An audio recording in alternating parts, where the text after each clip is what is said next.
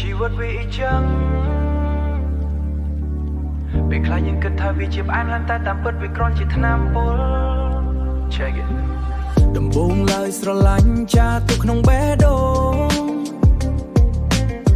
ស្មានថាអូនជាស្រីល្អបំផុតក្នុងលោកដែលបងពងសម្ដីផ្អែមដូចស្រឡាញ់ចាក់ស្រោចពេញក្នុងខួរក្បាលតែចុងក្រោយអូនបង្ហាញមុខពិតធ្វើឲ្យបងនេះខ្លោចផ្សាអូនសម្ដីមិនល្អពេកទូឯងស្រីក្នុងរឿងក្បត់ Yeah yeah បងជាមើលការខុសត្រូវគឺទឹកភ្នែករឿងក្បត់បងជាអ្នកមើលការខុសត្រូវតែលទ្ធផលគឺទឹកភ្នែកហូរស្រស់ស្គាល់ហើយពាក្យថាភក្តីដែលអូនធ្លាប់និយាយកាលពីមុនពេលនេះវាប្រែជាផេះហោទៅតាមខ្យល់បាត់សូន្យឈឹងស្គាល់ហើយស្នេហ៍បត់ស្គាល់ហើយសៀតលើវិញជូចត់អូនបងរៀនឲ្យបងឈឺចាប់ដែលអូនសាំងឡើងមកយ៉ាងមុតចត់លែងជឿឲ្យពាក្យសម្បត្តិលែងចង់ស្ដាប់ពាក្យកុហកបើស្រឡាញ់គ្នាដើម្បីក្បត់សុំអូនទៅចោះកុំមកបកក្រោយទៀតស្គាល់ហើយស្នេហ៍បត់ស្គាល់ហើយសៀតលើវិញជូចត់អូនបងរៀនឲ្យបងឈឺចាប់ដែលអូនសាំងឡើងមកយ៉ាងមុតចត់លែងជឿឲ្យពាក្យសម្បត្តិលែងចង់ស្ដាប់ពាក្យកុហកបើស្រឡាញ់គ្នាដើម្បីក្បត់សុំអូនទៅចោះកុំមកបកក្រោយទៀតអូនថាបងមិនល្អឬមកពីអូនមានថ្មី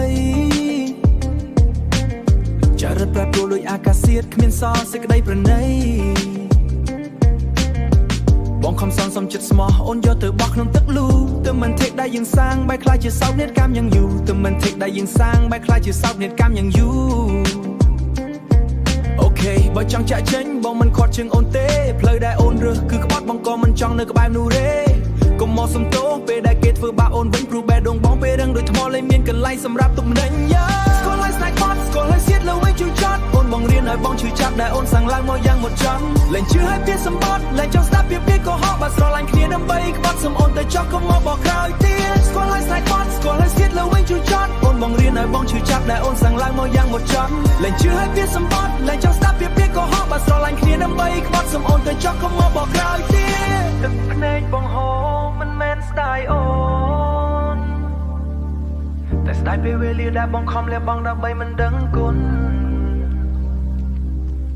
លាស្នេហ៍តែបត់លះបង់ដល់មនុស្សមិនដឹងគុណលាហើយស្នេហាដែលពេញដោយការបោកប្រាស់លាហើយយល់នៅ